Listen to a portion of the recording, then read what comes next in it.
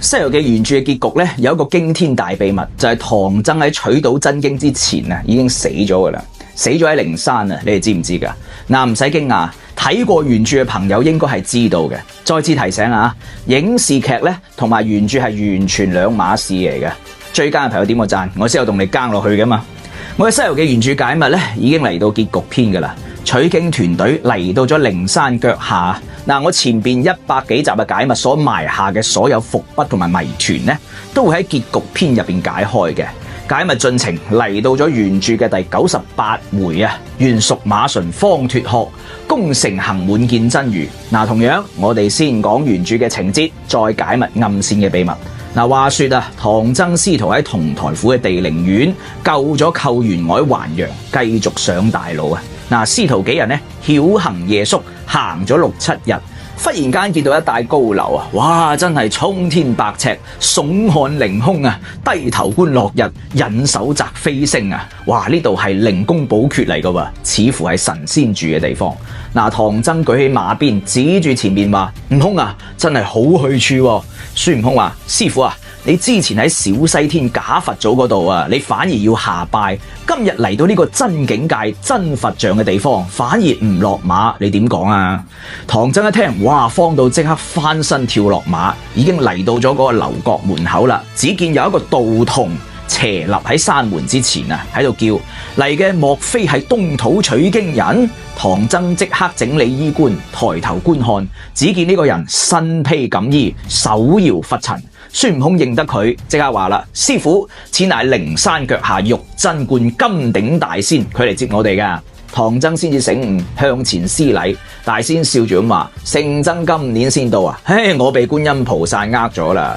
佢10年前咧領佛金旨向東土尋找取經人，原來講好咗2、3年就到我呢度噶啦。我年年等候，渺無音訊啊！估唔到今年先相逢啊！唐三藏合掌話啦：有勞大仙誠意，感激感激啊！於是4個人呢牽馬挑擔一齊入咗道觀入邊，同大仙一一見面。大仙即刻命上茶擺齋，又叫嗰啲小童咧煲水俾唐僧沐浴啊！咁師徒幾人沐完浴之後呢，不覺天色將晚，就喺玉真觀過夜休息啦。好啦，本回第一個大秘密，金頂大仙究竟咩料呢？點解喺佛家嘅靈山腳下會有個道觀嘅呢？呢個金頂大仙一定唔簡單。嗱，大家可以檢索下成本《西遊記》原著，金頂大仙一共出場過2次嘅啫。第一次咧喺第8回，如來開會叫觀音去揾取經人，當時觀音離開靈山，首先就嚟到咗靈山腳下玉真觀見咗金頂大仙啦。當時咧觀音話2、3年取經人就到噶啦。咁金頂大仙第2次出場咧，咪就係呢度咯，第98回，佢話觀音呃咗佢，因為唐僧用咗10幾年先到呢度。大家睇下原文對玉真觀嘅描述啊，衝天百尺，聳看凌空，低頭觀落日，引手擇飛星。哇！呢個道觀真係好高喎，低頭觀落日，即係話太陽落山嘅時候啊，比道觀嘅頂樓仲要低啲喎。咁意味住咩啊？意味住呢個道觀嘅高度啊，離天庭好近啦噃。天庭嘅神仙都係屬於道家嘅，所以玉真觀背後嘅勢力咧，肯定來自於天庭某方嘅神仙。咁具體係邊個呢？答案就隱藏喺原文對金頂大仙嘅描述入邊啦。身披錦衣，寶閣瑤池常赴宴，手搖玉箸，單抬指斧每揮塵，走完仙路，足踏李鞋。飄然真語時，秀麗實其哉。練就長生居聖境，修成永壽脫塵埃。大家睇下，金頂大仙每年都去瑤池赴宴，即係話每年嘅蟠桃大會，佢都有份參加嘅，地位非常之高啊！吓，好多人認為佢嘅後台應該係太上老君或者係玉帝，其實並唔準確，因為仲有一個極度之重要嘅信息啊！大家睇下金頂大仙嘅外貌點樣噶？唐僧見到佢嘅樣係一個道童啊！金頂大仙竟然係一個細路仔嘅外表啊！好啦，大家回憶下我前邊解密第29到33集嘅人參果篇。請問《西遊記》原著世界邊度嘅神仙係細路仔咁嘅樣噶？鎮元子咪就係小矮人咯。東方三島嘅神仙全部都係小矮人，所以金頂大仙係來自於矮人族嘅。東方三島嘅長生食物嘅副作用就係食咗會變矮啊嘛。唔記得嘅朋友咧，可以睇翻前面嘅解密。加上金頂大仙每年都去蟠桃會，佢嘅後台一定係同王母娘娘有關嘅，所以推理出佢背後嘅勢力係五方五老之一嘅東方崇恩聖帝。再進一步諗下，其實佛家嘅靈山呢千年嚟由始至終咧都係喺道家各路大神嘅監視之下噶噃。大家回憶下前邊嘅解密，神雞一族毗藍婆喺天竺國附近設咗有雞鳴關，東方崇恩聖帝喺靈山腳下又設有玉真觀，咁唔使講啦，可以估到道教大佬太上老君肯定喺靈山呢都有自己嘅心腹勢力嘅。大家估係邊個？呢度留個伏筆先。道家各路大神呢有一個共同嘅目的，就係監視如來，限制佛家嘅勢力。好啦，我哋繼續睇原文吓。第二日，唐僧換咗衫，披上錦蘭袈裟，戴咗毗盧帽，手持禪杖，登堂拜辭大仙啦。咁金頂大仙就話啦：且慢，等我送你啦。孫悟空話：唔使你送啦，老孫認得路嘅。咁金頂大仙話：你認得嘅係雲路，聖僧咧仲未登雲路噶噃，應該從本路而行。孫悟空話：咁又講得啱喎，老孫雖然行過幾次啦，不過係飛嚟飛去，我真係未曾落過地噶噃。既然有本路啊，咁麻煩你送一送啦。我師父拜佛心重啊，希望唔好遲疑。咁金頂大仙係笑吟吟咁拖住唐僧嘅手，接引旃檀上法門。原來呢條路啊，唔使出山門嘅，就喺呢個道觀入邊嘅中堂穿出後門就係噶啦噃。大仙指住靈山話：聖僧啊，你睇下嗰半空中有長光五色，垂靄千重嘅就係靈鷲高峰佛祖嘅聖境啦。唐僧見到就拜啦。咁孫悟空就笑住話：喂，師父啊，仲未到拜嘅地方啊。常言話望山行死馬噶，離目的地仲有好遠噶，你而家就拜啊？咁拜到山頂啊，你要叩幾多個頭啊？咁大仙就話啦：聖僧啊，你同大聖、天蓬、卷簾四個咧，已經到呢度福地啦，望見咗靈山，咁我翻去啦。咁唐三藏咧就拜辭而去啦。呢度咧仲有一個細節啊，靈山又叫做靈鷲高峰，鷲係鳥類嚟噶嘛，再一次暗示咗如來嘅親戚冚唪唥都係鳥類。前邊嘅解密已經講過啦，如來嘅老母係孔雀，如來嘅舅父係大鵬，如來嘅仙女係老雞乸毗藍婆，冚唪唥都係鳥類。呢度咪又係一個證據咯。孫悟空帶住唐僧佢哋慢慢行，登上咗靈山。行咗5-6里啊，只見一道活水滾浪飛流，大概有成8-9里咁闊，四周又冇人跡。哇！唐僧心驚啦，就話：喂，悟空，呢條路有啲差噃，唔通大仙指錯咗路？哇！呢條水路咁闊啊，咁洶湧啊，又唔見有船隻，點樣過去啊？孫悟空笑住話：唔差噶，你睇下嗰邊係咪有座大橋啊？要從嗰座橋上面行過去，方成正果啊！咁唐僧幾人又行近去睇啦，橋邊有一個匾，匾上面咧有凌雲道3個字，原來係一條獨木橋嚟噶。大家留意啦，原著嘅凌雲道係喺靈山入邊噶，唔係喺靈山腳下噶。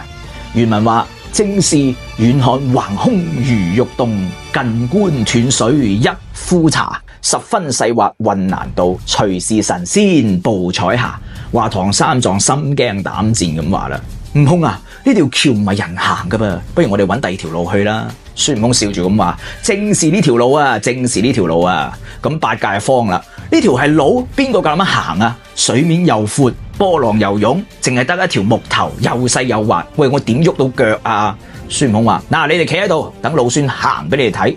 孫悟空即刻就跳上咗獨木橋，搖搖擺擺，一陣間就走去對面啦。喺嗰邊打招呼話：喂，過嚟啦，過嚟啦！唐僧啊擺手兼擰頭啊，八戒沙僧啊咬住手指話：難啊難啊難啊！孫悟空又從嗰邊走翻過嚟，拉住八戒話啦：喂，懵佬，跟我行跟我行！咁八戒咧即刻就瞓喺地話：滑啊，行唔到啊！哎呀，你放過我啦，等我騰雲飛過去啦！孫悟空就撳住佢話啦：呢度係咩地方啊？俾你騰雲駕霧，必須從呢條橋上面行過去啊，方可成佛。八戒就話：大佬啊，佛做唔成都算啦，實在行唔到咧。佢哋兩個喺橋邊嗰度嗌交，沙僧啊行過去勸解佢哋先停落嚟。唐僧係擰轉頭，突然間見到下游嗰度有個人撐住一隻船嚟緊，嗰個人話上到上到，咁咧唐僧非常之開心咁話啦，喂徒弟啊，唔好玩啦，嗱你睇下嗰邊有隻渡船嚟緊，佢哋三個即刻跳起身企定，一齊望過去，嗰隻船行近之後，發覺原來係一隻無底嘅船嚟噶噃。孫悟空火眼金睛，早已經認得係接引佛祖嚟咗，佢又叫做南無寶藏光王佛。孫悟空就唔講破，就喺度嗌啦，喂嚟呢度撐船嘅。嗱，霎時間接引佛祖就撐到岸邊啦，又喺度叫上到上到。咁唐僧見咗又是好心驚咁話啦，你呢隻無底嘅破船點樣渡人啊？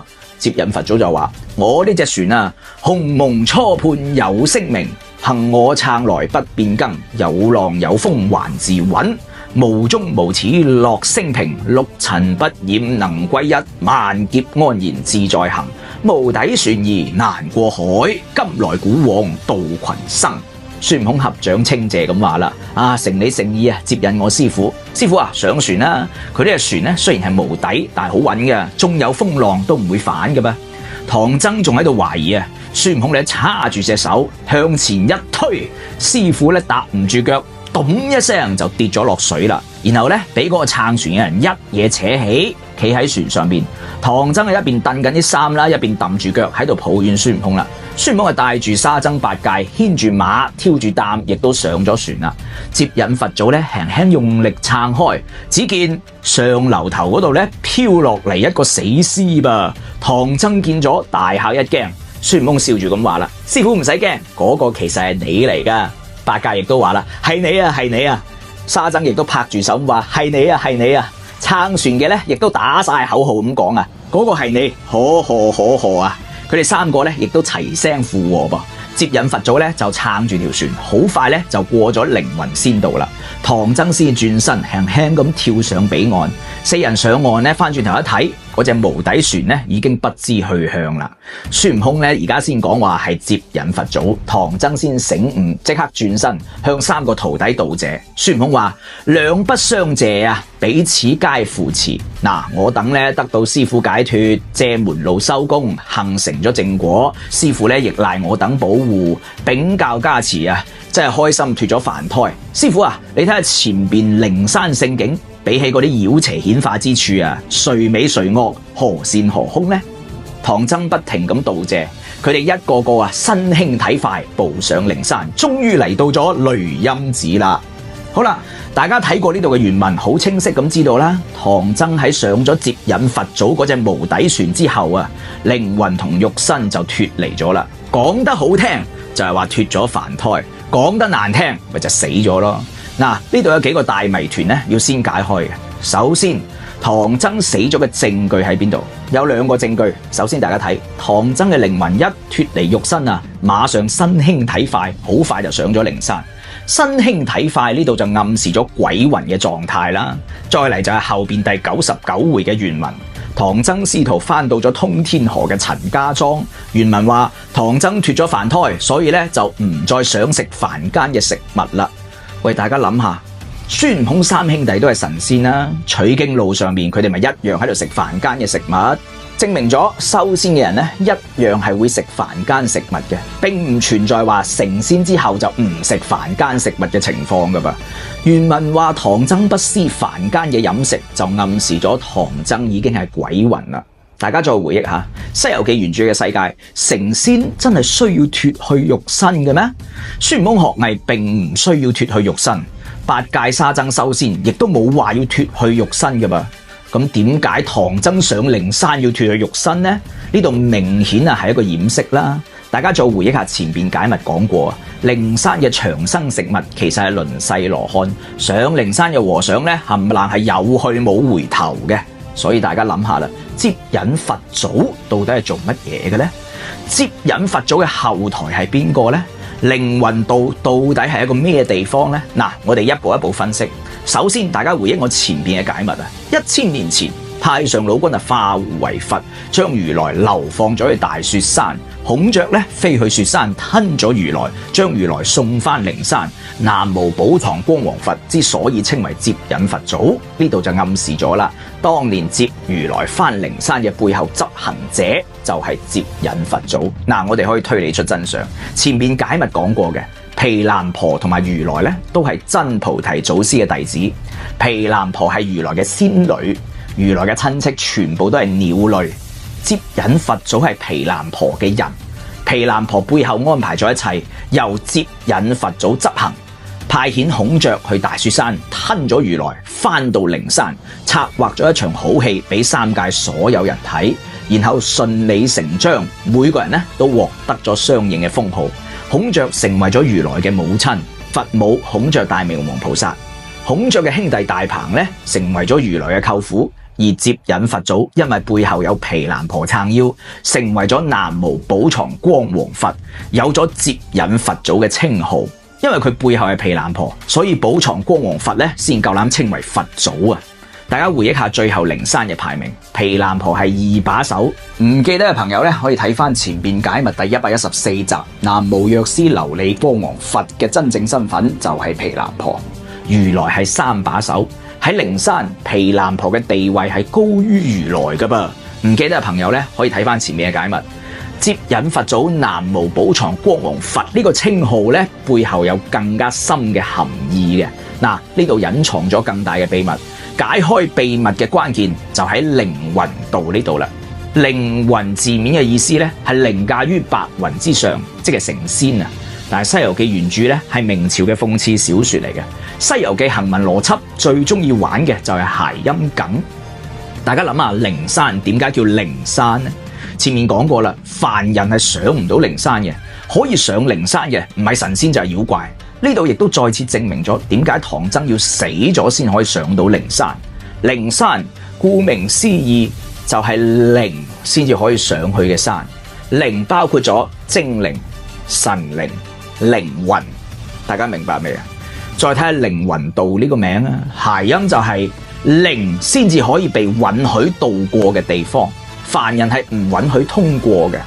接引佛祖叫南無寶藏光王佛，呢度嘅藏字咧係指某一種旗。細思極恐啦，招魂都要用旗噶噃，招魂旗啊嘛。所以真相就係接引佛祖多年嚟係負責接引輪世羅漢嘅，而凌雲道位於靈山之中，所以凌雲道實質上就係輪世羅漢靈魂同埋肉身分離嘅工廠啊！前面解密講過啦，《西遊記》原著嘅世界咧，靈魂同埋肉身係可以分開嘅。輪世羅漢嘅項目離唔開地藏王嘅技術支持。上回講過啦，鳩雄係地藏王嘅人，佢手上面齋僧嘅記錄簿，實質係輪世羅漢嘅生死簿。鳩雄送輪世羅漢去靈山，輪世羅漢先經過玉真觀嘅金頂大仙，再到凌雲道嘅接引佛祖。咁我哋可以推理啦，金頂大仙背後係王母同埋東方崇恩聖帝。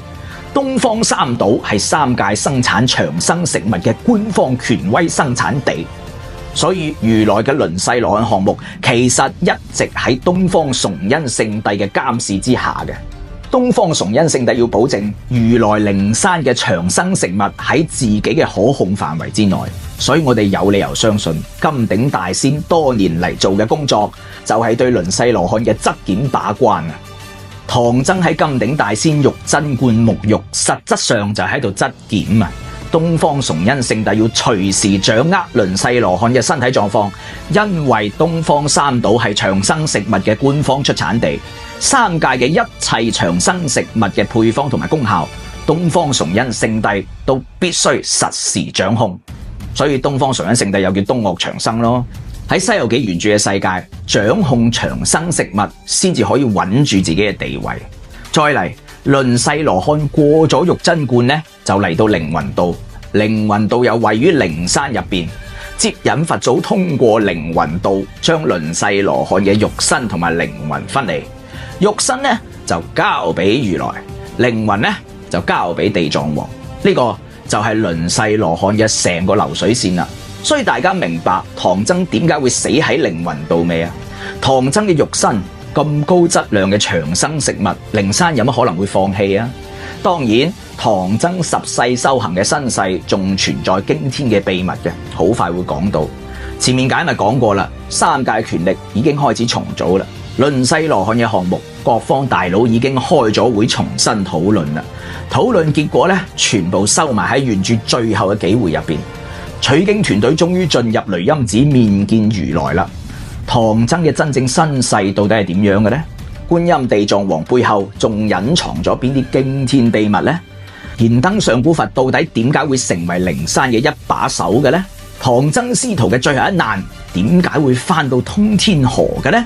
西遊記行文邏輯終極嘅閉環會將一切都話俾你聽，下回分解。